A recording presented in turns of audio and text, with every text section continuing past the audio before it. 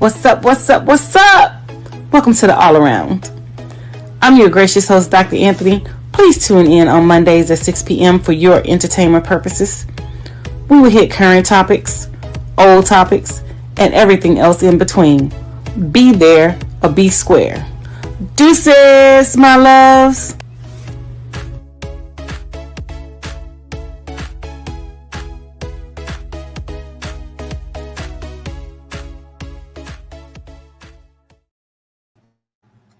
Hi, welcome to another great episode of the All Around. I'm your gracious host, Dr. Anthony, and we have some exciting things that we're going to talk about, some heavy hitters, some things that may make people uncomfortable and may make people upset, but we're going to address them on this show because guess what? This is Dr. Anthony's show, and she can talk about whatever the hell she wants to talk about.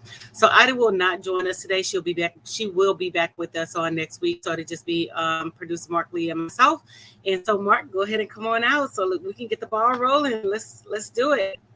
No problem. Glad to be on out here with you and seeing what kind of conversations we're going to have and all in that space. And I know that some of your fans will be joining in the conversation. And who knows, they might have some thoughts as well. I know the big thing that's on everybody's mind is the Supreme Court of the United States and the decisions that they've made, everything from affirmative action to whether or not you can reject somebody because you want to have a design, and maybe you're having a wedding and you're a member of a certain community, and all along those lines to the student loan forgiveness. So there's all kinds of things that they have been talking about and making decisions about, including, I know, one of your favorite people. So I know I was on a show earlier today and they were saying, wait a minute, wasn't he a product of affirmative action? And all along those lines, but apparently Clarence has forgot his own background and how he got to some of the schools and the environments that he went to, because definitely he got to Yale probably on affirmative action. He went to some other places probably on affirmative action as well. But, you know, sometimes when the folks get there and they get the position of prominence, they forget from whence they came and all into that space. So it'll be interesting to see whether he gets any pushback from his own community. I understand that sometimes his own parents weren't talking to him at some points and another as well. So who knows what might happen, or if they even recognize him in that part of the country that he is from. Well, the thing about it, we can go ahead and start with Clarence Thomas, but you have to understand, Clarence Thomas is one of those ones. He's one of those, you know, that we can consider it as a good old boy. So Clarence Thomas always wanted to fit in with the white community. He's always done things to, you know, like it, you know, integrate and immerse himself within the white community. And one of the things when he went to college on affirmative action, he thought that he was going to be accepted because he was there on affirmative action. But in terms, they made him feel less than because he was on, you know, he attended Yale at the expense of affirmative action and things like that or whatever. So it was frowned upon.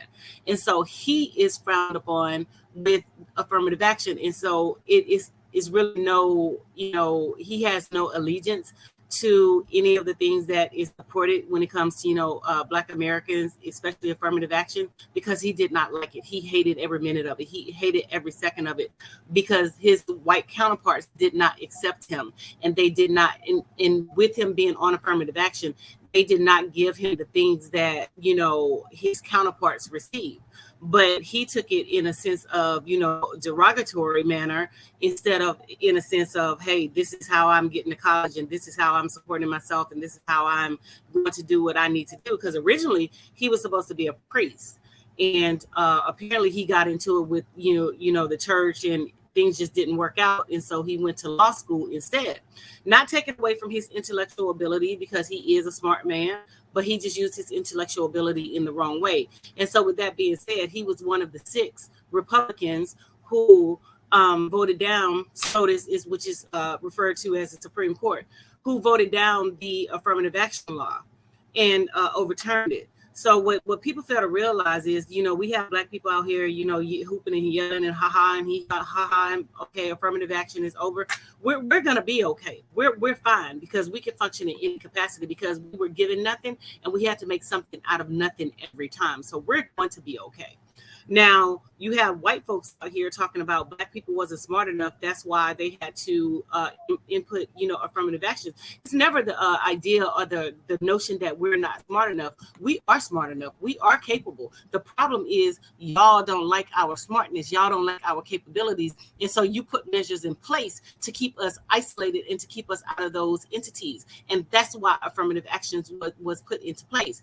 But see, the biggest recipient of affirmative action is white women. So guess what, little white women, with your mediocrity and your mediocre selves, now you're gonna have to work for what you get. You know what I'm saying? Because you were the biggest recipient of affirmative action. So now your little mediocrity and all the little mediocre things that you're doing is going to be shown.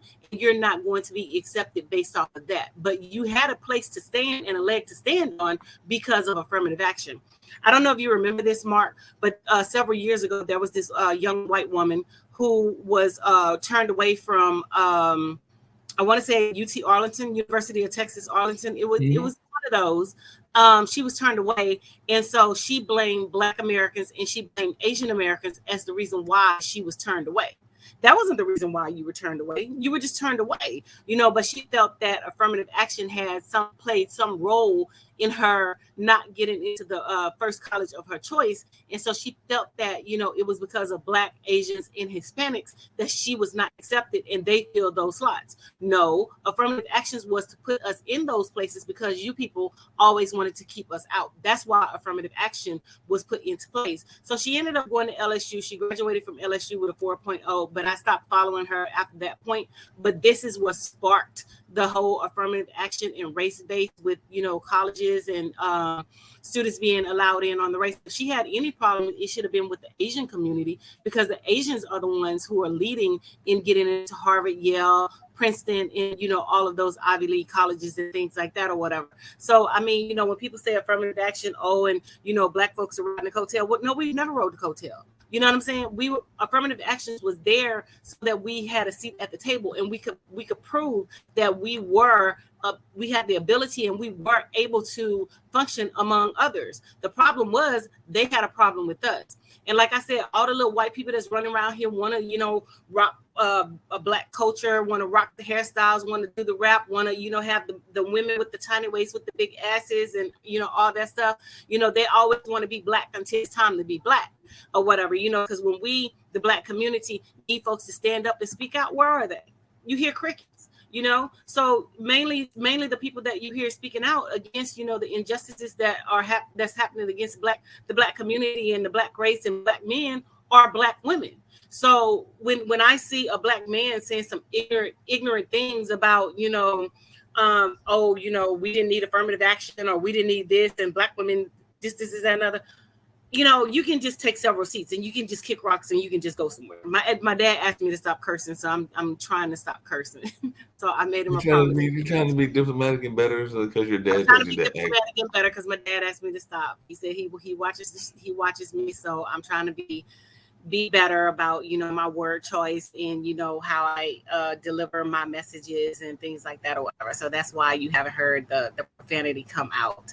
So but so and it's insulting to a certain degree and to a fault, when you have Black men who are, I like this woman because of this and I like this woman because of that, but you don't like Black women who started it, who's the trendsetters, who did all of this stuff, who put things, out there. We're the trendsetters. We're the blueprint. They're not. They copy everything that we do. They copy the neck rolling. They copy the finger snapping. They copy everything that we do. They copy our language. They copy our swag. They copy our, our slang. They copy everything from us. Because when did you ever see white women out there, doing the things that they're doing now? They copied us. We're the blueprint. We're the standard of beauty. But Western America, Western countries, they always want to say white women is the standard and things like that. White women has, in y'all eyes, white women has been a standard. White women has never been the standard in our eyes because we lead in everything. We lead in entrepreneurship. We lead in college degrees. We lead in pretty much every category out there. And not only do we lead, we dominate. And we show that, I guess another term to say is we are the better one. But, society picket and bring stories to life, and they're saying that they are the better ones when in all actuality we are. I mean, because if we let's just look at it, Mark, from a historical point. If we take it back into slavery, and we talked about this on the show, and we look at white women and their behavior, they were more egregious and more nefarious than white men because of the jealousy and the hate that they had for black women, because the white men wanted fetishized black women, and they wanted the black to bed the black woman and not bed them. And so they put laws in place that made black women still be inferior to the white woman. For example, when people talk about wearing headdress, that law was put in place because white women had a problem with black women and showing their hair and showing their beauty, because they didn't want the white man looking at the black woman. So, I mean, a lot of things were put in place because of white women. Back in the day during the slavery time, when the white master had his children, white women would kill the master's biracial children. So they had to put a law in place, and you can look all this stuff up. It's out there. It's online. So they put a law in place to protect white women, because the murders were so grand and so massive that they had to do something to protect them because of the jealousy and the rage. It's still like today, the jealousy and the rage. We can't have anything. Like, for example, when we had the Black Girl Follow Train, they had a problem because we had the Black Girl Follow Train. They wanted to be included on the train. That wasn't your damn train. Go get another train. You know what I'm saying? Get your own train. Start your own train. No, I hear you. We got some people watching. Your buddy is watching, so we got your buddy watching and saying hello to you. And got somebody else saying hello as well. Cynthia Harrison and Nicole Burgess is saying hello as well, and dropping some amens in the space. So we do have some of the fan club that is watching. But one thing that you brought up, Dr. Anthony, and I'd love to hear your thoughts about this, is it's not just here. There's a reason that people historically had moved away from the United States, and sometimes even some folks are considering moving away again, depending on what happens with our politics and all of that. But I've been talking to some folks that have been watching what was going on in France. A Muslim brother was shot and killed by the police, and now folks are worried that a jihad, a Muslim attack, is going to happen. But when I did my research, I saw that the gentleman wasn't exactly from a hotbed of militant Muslim kind of community. I'm not saying that he wasn't. I don't know anything about the gentleman, but I do know that he was from Algeria, and I usually think of Algeria and Morocco as being more moderate to liberal and all in that space, and not necessarily being like the PLO and some of the other more militant groups. And actually, I'm a supporter of a Palestinian state and all along those lines. But I was going like, wait a minute, this gentleman is from Algeria. I think he was second or third generation. So it's not like, because somebody was telling me that it was a conspiracy to get more of the Islamic population and to convert folks, because to move them into France and England and a number of the other places. And I'm going like, this man is, I think, third or fourth generation. He probably came over because his grandma was telling folks not to, cause disturbances and to actually try to protest peacefully. But Dr. Anthony, what is your thoughts about this notion of racism, not just here, but in the other parts of the world as well? So before I jump into that, I want to finish up with the affirmative action and the legacy admissions. So after they, overturned the affirmative action, a lawyer filed a lawsuit against Harvard for legacy admission. So they don't have a problem with legacy admissions. And for those of you who are watching who don't know what legacy admission is, so that means if I went to Harvard and my child wants to go to Harvard, my child automatically gets in because I went to Harvard. And that child will be a legacy. And not only are there, legacy admissions, but they're also paid admissions. So if your family has enough money and they can donate and they can build buildings and they can renovate buildings, you're automatically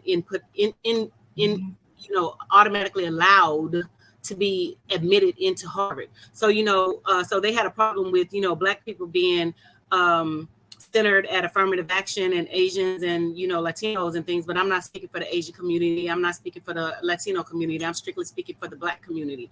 But not only were we adept and we could handle the business, we had the intellect to support everything that we brought forth at the table.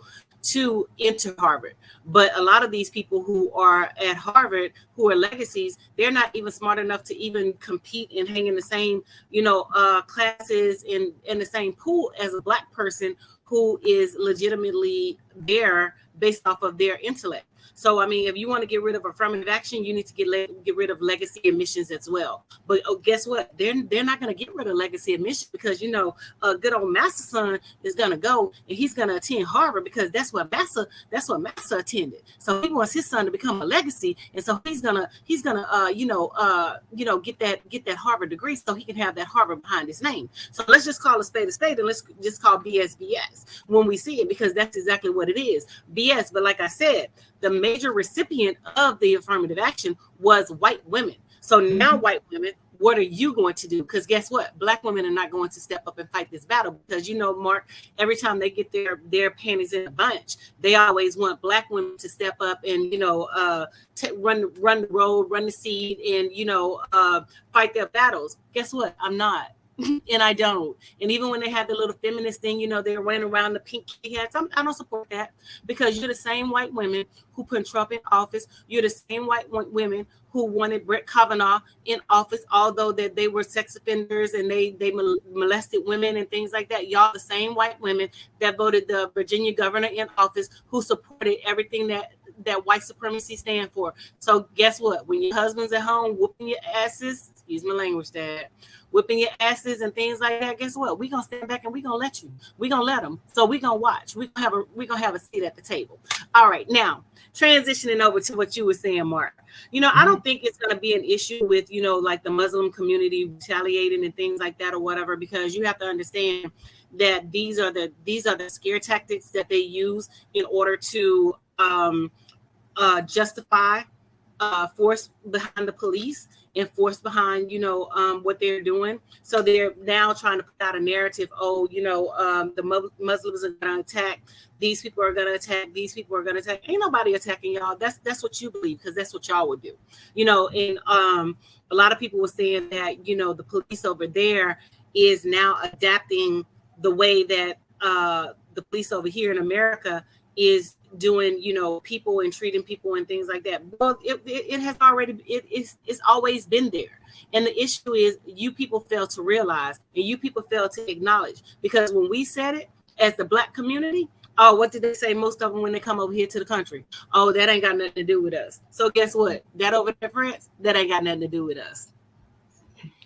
He is speaking of stuff that doesn't have to do with people and everything. We said we are going to get into this yesterday, so I'm going to bring it up now and all along those lines. But there are a group of individuals, sometimes some brothers, sometimes some sisters, that really like getting together with folks from other nationalities. They are not always supportive of their own. And I'm not just talking about white women, but there are also some brothers and some sisters that love themselves some Asian women and Asian men, and love themselves some Latin women and Latin men, and all in that space. So I just wondering your thoughts. Is this a trend we're going to see from some of our millennials and Gen Zs, or is this something that is just a passing in the night fantasy? Because, sometimes people like to go through the ice cream truck and see what kind of different flavors they can get in their life. And I know some people that have done that, whether it's hair color or whether it's ethnicities or a number of other things. And then sometimes they settle on home. But sometimes there are folks that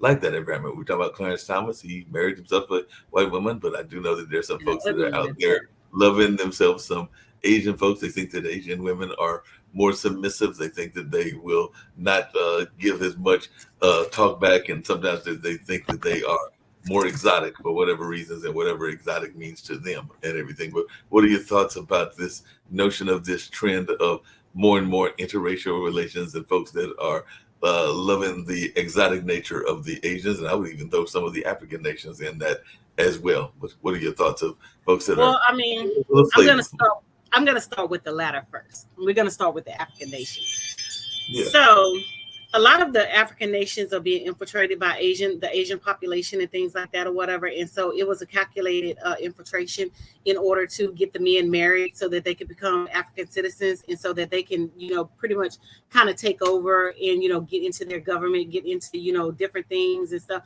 And I'm not saying that people don't marry for love, but I know for a fact that this is what was brought up some years ago, that the Asian men was purposely seeking out, different African women so that they could basically infiltrate the African culture and the African continent for a greater plan. So, so it could be, some of them are, falling through the cracks and they actually married for love. But I know it was an agenda. A lot of, I want to say one or two of the African countries went into an agreement with China, with some of the Asian countries.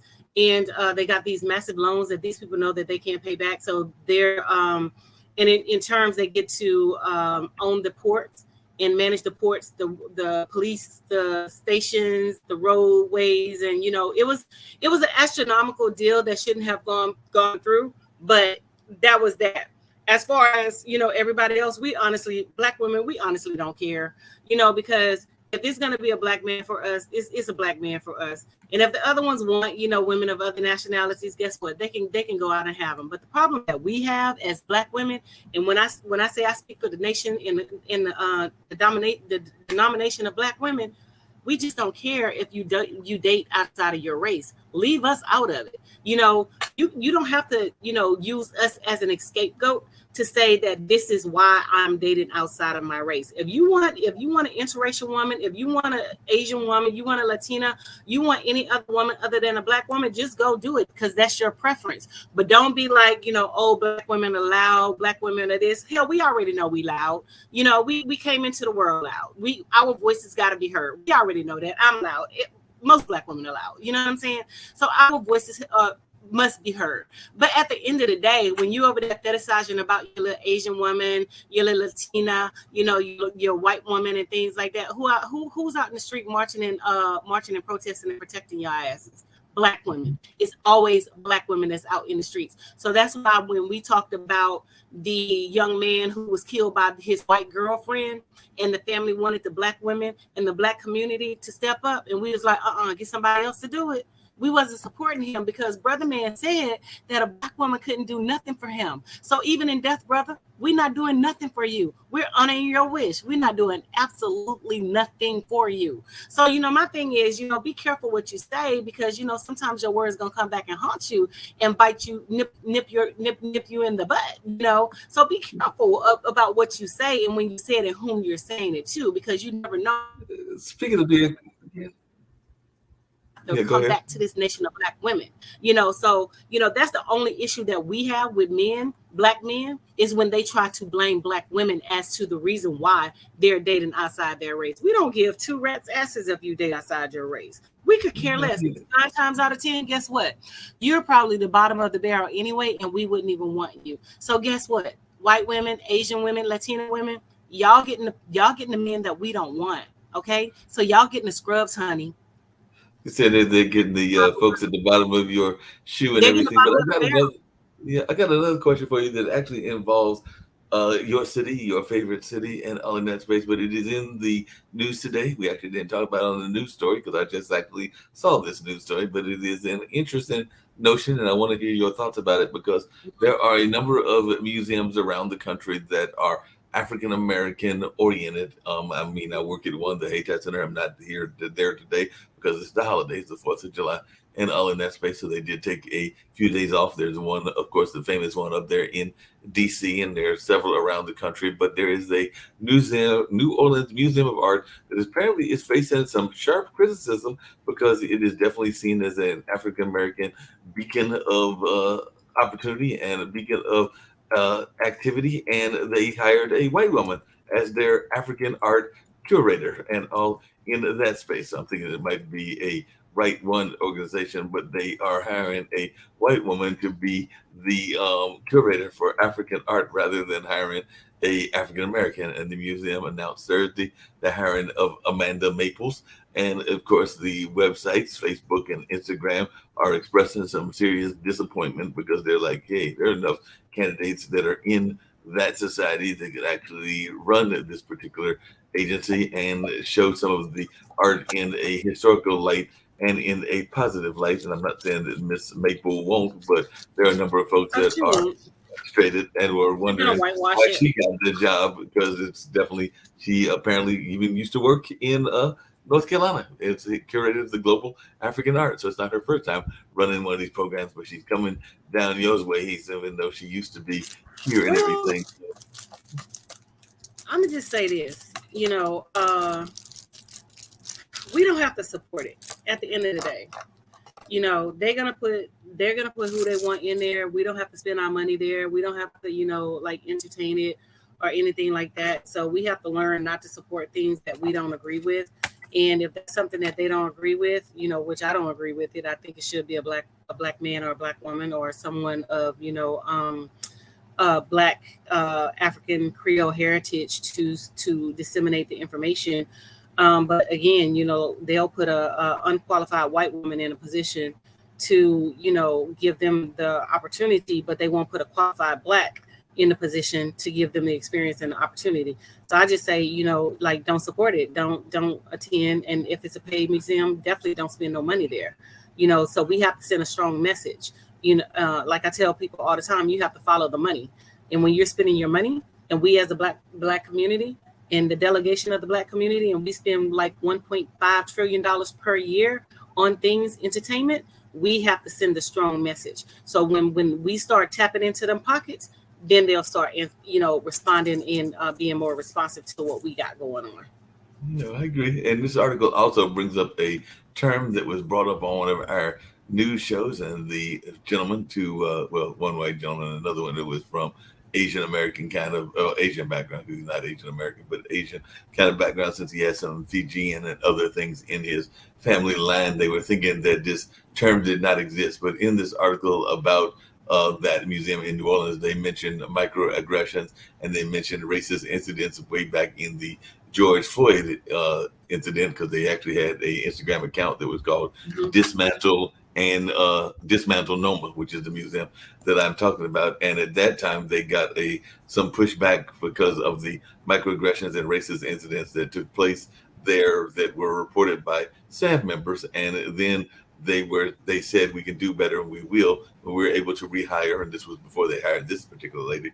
We are 100% committed to expanding the diversity of our staff in every department at all levels. But I guess the question, and later on, 3 years later, they wrote on their Instagram, diversifying the museum staff across all departments is an ongoing process, and there's always more work to do. But like I said, I was talking to these two gentlemen, one that was definitely white, might have even been a second one, but definitely it was only the two of them. And they were saying microaggressions didn't exist. As a sister that works in education, can you tell me or talk to them, because they're probably listening to this show, what a microaggression is and how microaggressions do exist? Because they were thinking that it's a lip service word that we use that is not the reality. No, it's not a lip service or anything like that. But microaggressions definitely exist. It's just little nuances, it's little sly ways that they do things, it's little things that they say, that you really have to, catch up on and pay attention to.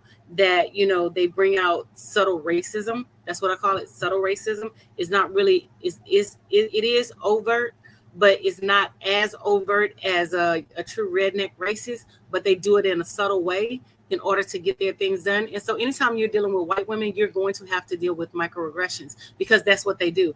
Anytime we say anything, oh my God, they're clutching the pearls and they're offended. I mean, like I experienced something like that last year on the job. We were having a meeting and I voiced my opinion and things like that. And the second that we had the meeting, I told my work bestie, I was like, she's going to go to the principal. She's going to say this and she's going to say that, and she's going to do the X, Y, and Z. And it wasn't even like a day later. Everything that I told her was going to happen actually happened. So, I mean, I really don't deal with them, because I know I can get raw in the paint, and I know that I have a slick, fly mouth, and I know that, I don't hold anything back or whatever. So that's why I just don't deal with them in the workplace, because I don't have time for the foolishness or whatever. I don't know if I told you about the experience that I had this past year. Officer, one of the officers and I were having a conversation about the song within NWA, and what they said about fuck the police. So we were discussing it, and we were talking about how we can, get the kids to talk about, their feelings, their trauma, their experiences and things like that. So she went back and told the administrator, hey, Dr. Anthony is, going around the school talking about fuck the police and this, that, and the other. So the administrator came and asked me, she was like, well, Dr. Anthony, did you say, fuck the police? I said, yeah, I did. I was like, what? I'm grown. If I say it once, I can say it again, but it wasn't said in that capacity. We were having a conversation, and we were talking about things and ways that we can engage the children and how they feel, because at the end of the day, it's about how the children feel. It's about the children. It's not about, and you being offended and things like that because she has somebody who worked in the police force. I don't care if you got two people who work in the police force. It could be your husband and your grandpappy and your granddaddy who work in the police force. I could care less. You know what I'm saying? It's about the children and what they feel and their experiences. And I say this all the time. I don't believe white people should be in a predominantly minority community or minority setting, because you're pushing off your microaggressions on those minorities. I was in a elementary school, and I changed my hair. We black women, we change our hair every 5 minutes or whatever. Yeah. So the Asian chick, she comes up to me, oh, Dr. Anthony, I like your hair. Can I touch it? And before I could even have a response, she put her hands in my head. And so, what you don't do is you don't touch a black woman's hair, regardless if wig, weave, yours, theirs, ours, or whomever. You don't touch a black woman's hair. So I had to collect myself, and I had to catch myself, because, Mark, I have a quick right. Although I'm Dr. Anthony, I'm Pastor Sibley's daughter, I still have a quick right, and he knows his children will fight. So I had to collect myself, and I was like, you know what? I'm going to go about it the politically correct way. I'm going to, inform the administrator and let her know what happened. And she wasn't the only one. It was like about 2 or 3 of them. So apparently they had been having conversations about Dr. Anthony and her hairstyle. So every time I walk down the hall, here come an Asian lady. Oh, Dr. Anthony, I like your hair. Can I touch? And before I could even respond, you don't put your hand in my head. So I'm just like, don't touch me. If I don't like you like that, do not touch me. I have a problem with people touching me, and my family will tell you this. I don't like people touching me. When I was getting fellowship into my father's church, I asked him, do they have to hug me? Do they have to touch me? And he was like, please just let the people fellowship you into the church. Please, please. So I have a problem with people touching me. And especially if I don't have a relationship with you, but you stuck your hand in my head. So that was an issue. So they just feel like that they can say and do anything to, black women, and we're just supposed to sit there and we're just supposed to take it, and we're not supposed to say anything. And what I noticed also is, when you don't let people walk over you, and when you don't let people handle you, they term you as a problem. They term you as an issue. And I'm the one. People know I'm very voiceful. I don't let people handle me. In a sense, I don't let people walk over me. I don't let people talk to me crazy, because my thing is, we're all adults. If I'm not talking to you crazy, you're not going to talk to me crazy. And if you handle me in a capacity, guess what? Be ready for that comeback, because it's coming. And I warn people before the storm. I always tell them, do not push me to that limit. Do not cross that line, because once that crazy bitch come out from Louisiana, you're not going to stop her. She's a whole different beast. She's a whole different ball game. So you don't want to see that side of me. You know what I'm saying? So I let them know, you get the professional side. That's the side that you always want to keep. You don't want to see that crazy side, because once that crazy side come out, it's on and popping at that point. And it's no taking it back.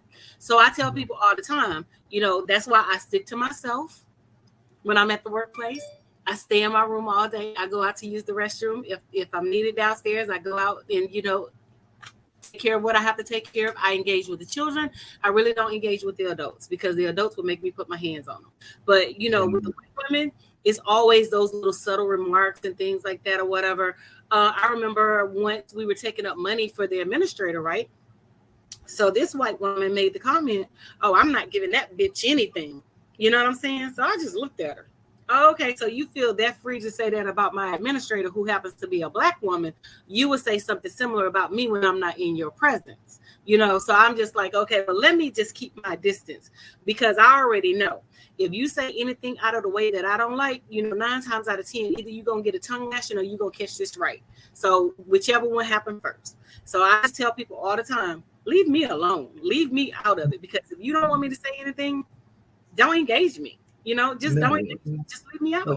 Honestly. No, that makes a lot of sense. There is a comedian. I'm not familiar with the comedian. Maybe if when Miss Ida gets here on next week, she can tell us if she has performed or gotten association with the comic. But it is a comic that apparently is getting some good play and some good publicity because apparently they are not holding back any conversation, including conversations around white privilege, even though they are Canadian, born to Somalian parents. But I didn't know whether you had heard of this woman named Hoodoo Hersey, but apparently she's been on the comic circuit for 12 years and is a Muslim comic. And they were saying that folks are not used to seeing a black woman in a hijab wittily riffing on white privilege and the most excellent qualities about the Caucasian culture. So it is definitely a distinctive niche in the comedy world. And we know that the comedy world lately has been very much of a white male dominated field. So apparently she is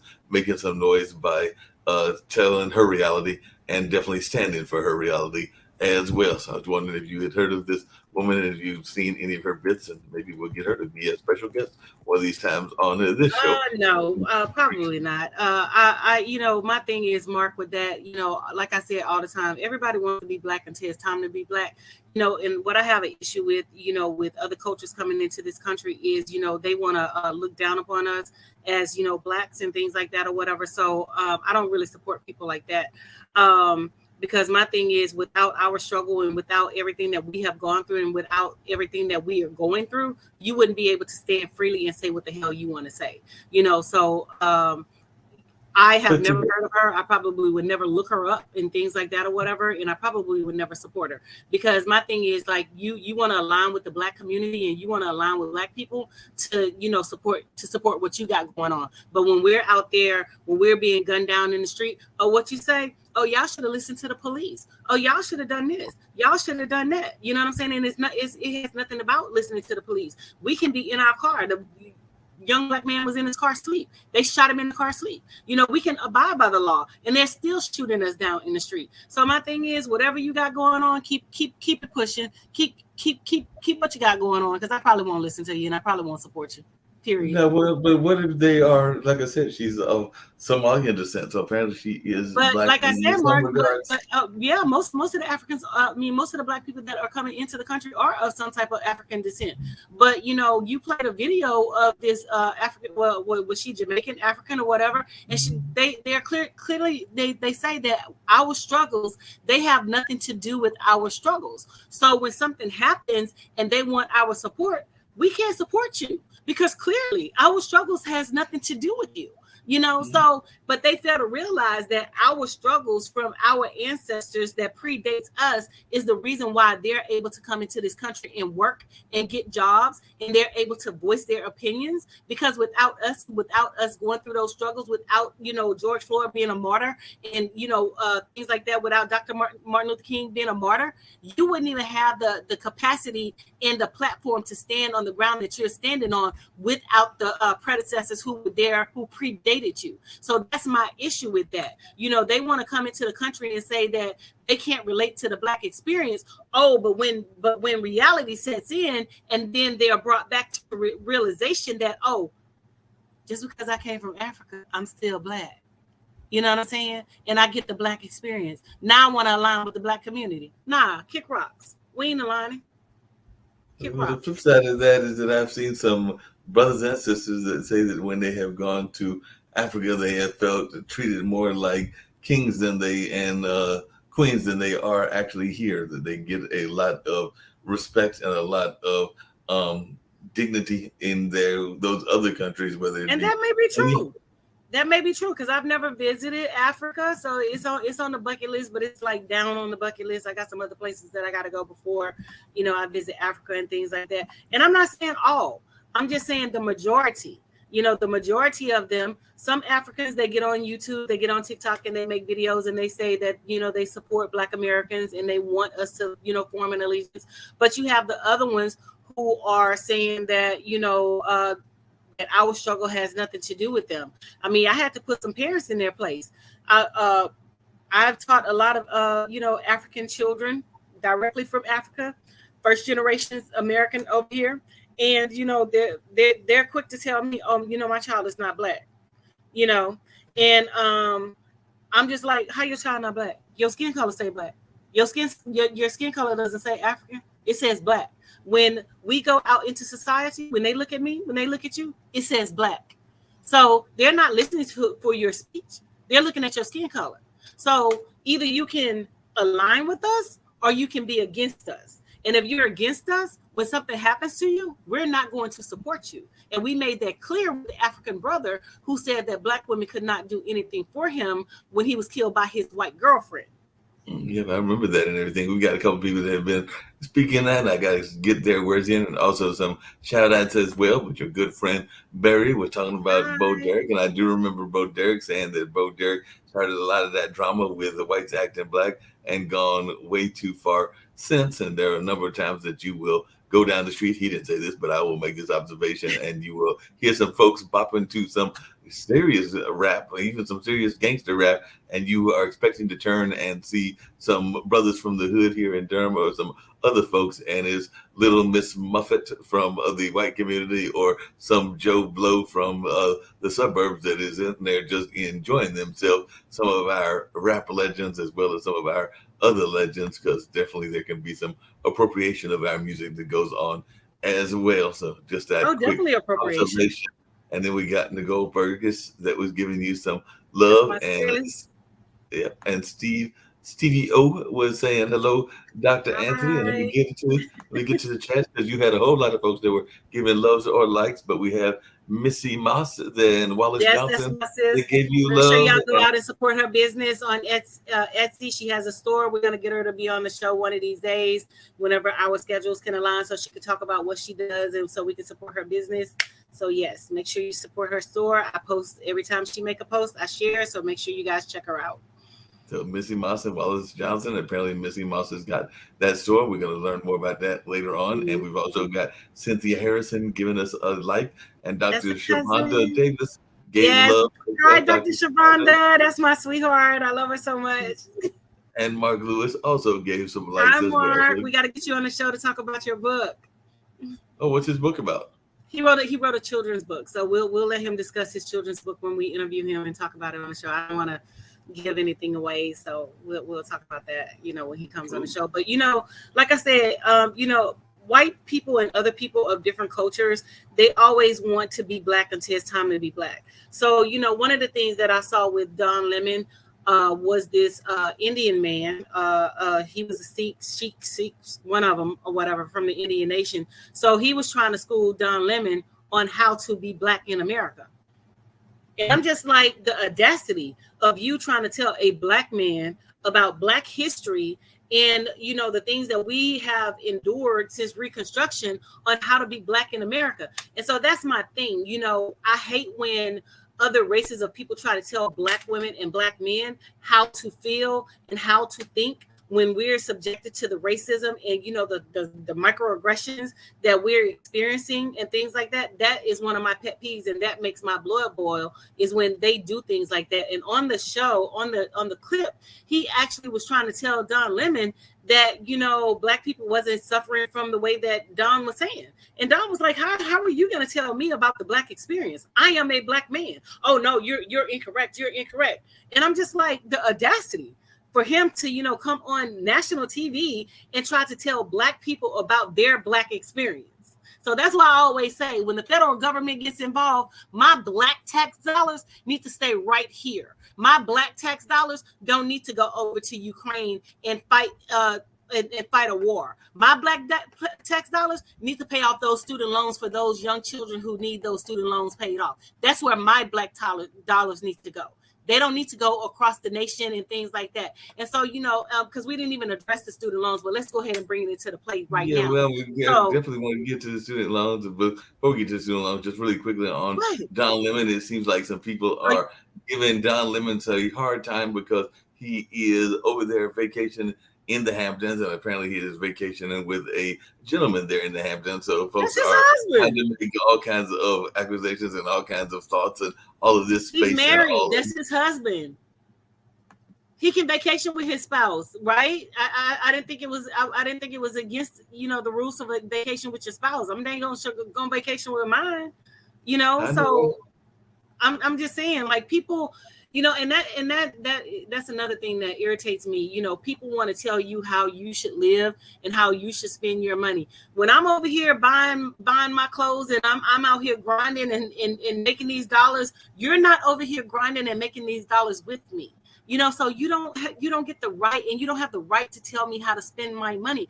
This man has earned his due. He has paid his dues. So he has a right to spend his money the way that he wants to spend his money. Now, if he want to lay up in the Hamptons with his husband, he has every right to lay up in the Hamptons with his husband. If I want to lay up in the Hamptons with my husband, at some point, I have the right to lay up in the Hamptons with my husband or wherever, Bermuda, wherever. That's where I'm going to be laying up, with my husband. But I mean, people, it's just, you want to tell people what to do with their money and their things and their life. You don't get that privilege. You're not there. But that's the funny thing is you got a lot of folks that want to legislate what goes on in the bedrooms and all in that space. And last time I checked, they're not in the bedrooms. There are a number of things that go on in the bedrooms that technically are against the law, but I know that there are activities that are against the law that many of us might even enjoy and all in that space. But it's our business whether we do those activities or don't do those activities. But my thing is your sexuality and your sexual preference has nothing to do with me. I don't care who you're scoring. You can sleep with whomever. You can go out there and run a train on whatever. You can have a train ran on you. It has nothing to do with me. What I'm worried about is my interaction with you, how you treat me as a person. Are you kind? Are you respectful? Can we vibe like that? Because that's the only thing that matters to me. Who you screwing has nothing to do with me. At the end of the day, when I'm being judged by God, you're gonna be judged by God too. Because I know I've done some things that I'm not supposed to do. I've been in relationships with married men and things like that or whatever, which I know is wrong and stuff. So who am I to sit here and say that somebody can't love who they want to love when I've done just as much as egregious and crazy things as the next person? So I can't sit here and judge a person off of who they're sleeping with, because if we really want to get real and really want to get technical about it, all these ministers out here sleeping with the church members, and these deacons are sleeping with the church members, the choir members. They're sleeping around with each other. If we really want to get real about it, so how can we sit here and say as a human that somebody can't sleep with who they want to? That's on you. Whatever you do in your bedroom is on you. It has nothing to do. So I agree with you, Dr. Anthony, but there's so much double standards that go on where these people trying to legislate and trying to enforce rules that they don't want enforced on them, and are trying to make decisions based on their sense of morality and their sense of whatever.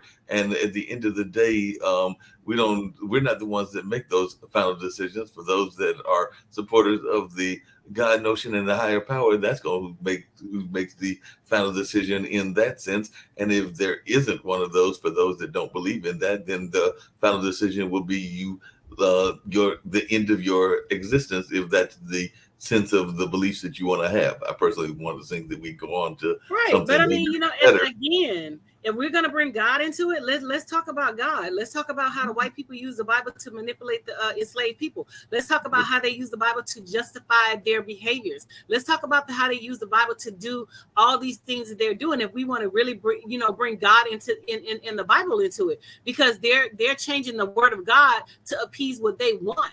And to appease, their behaviors and their thought processes, if we really want to be real about it. But again, at the end of the day, whatever God that you praying to, That's your God that you are praying to. You know, I pray to my God and I have my beliefs. It has nothing to do with you. It has nothing to do with the next person. Those are my beliefs, and it's you know what I believe in things like that. And I'm just gonna, you know, leave it at that, because you know, at the end of the day, it's about your interaction with me, how you treat me. Are you nice to me, or you know, are we vibing, or we down, or any of those things. I could care less who you're screwing in the bedroom. And I have a lot of gay friends, and we have conversations. We talk about things, and nothing is offensive. Because my thing is, if you don't ask questions, how you gonna learn? How you gonna know? You know what I'm saying? So you know, like I said, as long as my people are treating me the way that I want to be treated, and I'm respectful to them, that's all that matters. You know, at the end of the day, when it's Judgment Day, it's you and God. It is not me and you and God. It's you and God. So that's just the bottom line to it. I agree. That is the bottom line. Like I saw a couple of folks at the Eno on July 1st, which is a music festival that I usually do the MCing for. And there were definitely some folks that were in that gay population, and they were definitely getting their dance grooves on and all in that space. And like you said, I just said, hey, you doing you, I'm doing me. And at the end of the day, that's everybody's having a good time and is being respectful. And as long as that's what's going on, that's all that counts at the end of the day. Now, you did say we're going to get to this before we wrap up and everything, but you know, the other elephant in the room that was going on with this whole notion of student loan forgiveness and all in that space. Some people are hot because they're like, hey, wait a minute, I got a Pell Grant, or I got this grant and that grant, and I didn't have my loan forgiven, or I went off and spent tens of thousands of dollars trying to become a doctor, lawyer, or an Indian chief, and I didn't get my loans forgiven. And then we've had the whole conversation around public or private universities, because there were some folks that got their loans forgiven because they got burned by none other than Trump University and all in that space. So what are some of your thoughts about this latest decision that doesn't seem favorable, but there seems like there is a backup plan that is in place to try to help some folks, even though they struck down the initial plans of helping folks that had gotten burned by school loans? Well, he can always, you know, implement an executive order, but you know, to the people who paid your student loans back, more power to you.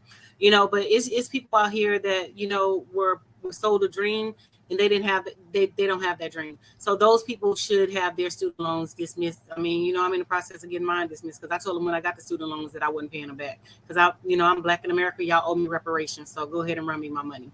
So but at the end of the day, you know, these young people, they need help. And in order for us to survive as a society and as a culture, we need to help those young people out, because, you know, we are the older generation. We're dying off. You know, young people are dying off. The elderly is dying off. And we need people to be in positions of, you know, economic stability in order to, you know, take our jobs, take our positions and things like that. And then, you know, to purchase homes, purchase condos, to purchase townhomes, and our young people are not in those positions because they're bogged down with, you know, debt. And the thing that pisses me off the most is, you won't say that it's unconstitutional for you to write off the student loans, but it wasn't unconstitutional for you when you got the millions of dollars in PPP loans and y'all got them dismissed. It wasn't unconstitutional when you got those other loans and y'all got them dismissed. It wasn't unconstitutional when y'all bailed the banking system out and they didn't have to pay the money back. It wasn't unconstitutional when y'all still got loans, and it's a lot of Republicans that received loans that were dismissed that they don't have to pay back. So you're going to say for a student that it's unconstitutional for you to pay $20,000 towards that student's, you know, towards that student's future. But see, that's the problem that I have when people talking about, oh, I vote Republican and this, and the other. You know, my thing is, you vote against your own best interest every time that you pull that lever box on or pencil in any Republican name. You vote against your own best interest, and I have a problem with that. You know, and they're always talking about the Democrats and the Republicans and things like that. But they have to understand the Republicans and the Democrats basically switched roles. The slaves took up on the party of Lincoln because he was a Republican at the time the Emancipation Proclamation was signed in 1865. They took up on that role. So when as we progress throughout history, I'm giving y'all some history lessons today. As we progress throughout history, the Democrats and the Republicans basically switched sides. The Republicans became the grand old party, and so they started representing the Ku Klux Klan members. They started representing the good old boys, and they started representing, the Proud Boys and all this stuff, if we want to put it in today's terms. And so, my thing is, for any person, you have the right to choose whatever party you want to vote with. You have that right. But my thing is, you're voted against your own best interest every time you elect a Republican. Every time you put a Republican in office, they're voted against women's best interest. So my thing is, how can you vote and support somebody who tells a woman what they can and cannot do with their body? Like, who does that? Make it make sense. You know what I'm saying? But, all these Republicans received all these loans and they were dismissed. But you have a problem with a student receiving $20,000 that the government was going to give back so that they could receive that money and help, so that they could get out of debt, and so that we could further the economy. Make it make sense. I can't make it make sense, but then again, you mentioned something else that has been trying to make sense for a while, and definitely a lot of folks would love to get to the money. Some folks say that it is not fair to us to get the money, but I don't know where that is coming from. But definitely it looks like San Francisco is moving straight forward ahead with reparations. And as a matter of fact, a member of the San Francisco Committee on Reparations for Slavery blasted white man as a dangerous society, according to multiple reports, also claiming that white supremacy is ingrained in America's DNA. So it's is something that is Nicole Cunningham has been putting out there and all in that space. And apparently she had some other comments because she alleged white people in general still benefit from the harm caused by their ancestors. And I know that you brought that up as well. So there are a number of things that she has brought up, and even brought up the shootings in the schools, majority done by white gentlemen as well. But I don't know any thoughts about California reparations, because apparently the panel has approved payments of up to $1.2 million to every Black resident in that particular state and everything. So we'll see whether it actually gets it's more power to California. They did approve it, but now they're trying to say that if they pay it, it's going to bankrupt California. But I hope and pray that they are able to get the money. But I mean, 1.2 million is really not a lot when you think about California and the cost of living and the homes and things over there or whatever. But I am in hopes that Black residents do receive their reparations. As with all Blacks, we should receive reparations. Foundational Blacks, not the Blacks that are just migrating to the country. Foundational Blacks who's been here, whose ancestors were here, and whose people fought, during the time of the Civil Rights Movement, before the Civil Rights Movement, during Reconstruction, during the Renaissance period, during all those periods of time throughout history. Those people and those legacies should receive, some type of reparations. Yeah, one of the things he said is that the white people need to come to grips with their ancestry and take initiatives in facilitating change for equality. I actually was I wasn't on, but I was watching a friend's live stream, I think a Facebook Live yesterday, and they actually played a video of a white woman. I might try to find that for next week's show, where the white woman on her Instagram account was basically doing what you do often, which is calling out the white ladies for being complicit in what they do in terms of supporting some things that are against their own interests. And like I said, I need to talk to Pam Purefoy, who does a regular weekly conversation, to see where that video came from. But I do know it was on Instagram, and I'll see if I can dig it up, because it was definitely her panel. I think she had 3 panelists. All were agreed with what the lady was saying, and definitely found that she was hard-hitting and made some very valid points in that are similar to points that you and Miss Ida and others have made as well, myself included. So I'll see if I can find that for next week, and maybe we'll play that, since we didn't play any videos on this particular episode. But definitely there were some strong conversational points that were made that I think a lot of folks will resonate with when they see that particular video. Almost definitely. I mean, white women got to come to the terms and come to grips with the fact that they are complicit in, all of this stuff that's going on. I mean, they always want to talk about Black women and how they're parenting and things like that or whatever. And also for next week, we're going to talk about the Black mama that's being charged in Virginia with the child who brought the gun to school. So we're going to talk about that and the difference between the white women with their children being, bringing guns to school. But, they have to understand that they're complicit in a lot of this stuff, and they want to, oh, no, that's not me. I'm not a racist. No, you're very much a racist. All white people are racist. And, I understand that you have some good white racists and you have some bad white racists, but they're all racist because, my thing is let them get upset with you. And then their true colors are going to show. But, they got to understand that, because I tell people all the time, I don't like white people. I don't like black people.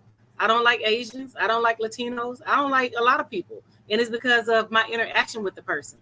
That's the reason why I don't like them. Not because of your, your race or whatever. It's because I had an interaction with you and that made me not like you. It wasn't because, oh, I'm a white woman, she just doesn't like me. No, I don't like you because of how we interacted together. And you just happen to be a white woman. So I don't like you for that reason, and I let people know that, I stand firm on my position. I'm not going to change who I am and, what I think and my thought processes because it may hurt your feelings. Then don't watch my show. It's not for you. If you're offended by something that I say or something that is taking place on here, this show is not for you. This show is primarily created to address Black issues, to support Black women, and to support Black, things that we deal with on a day-to-day basis. It wasn't created for any other reason except for to bring the light to Black issues and Black trauma and Black things that we go through. And that's the primary point of this show. And if you don't like it, kick rocks. I don't care. It's not for you. Everything is not for you. And that's just the bottom line, period. And so we got about 30 seconds and I want to, thank everybody for tuning into the show. Make sure you should tune in on next Monday. We're going to dig down deeper in this race issue and talk about the double standards when it comes to white women and Black women and how we parent children and how they parent children. And we're going to talk about the mental capacity of the mass shooters and the mental capacity of Black children and how they perform and how they behave.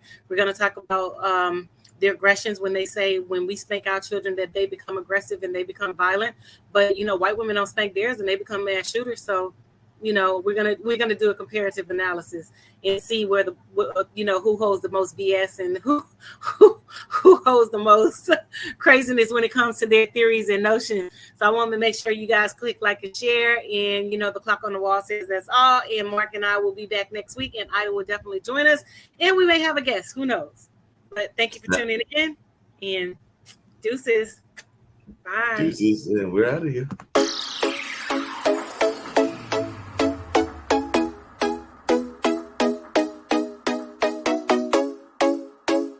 What's up? What's up? What's up? Welcome to the All Around.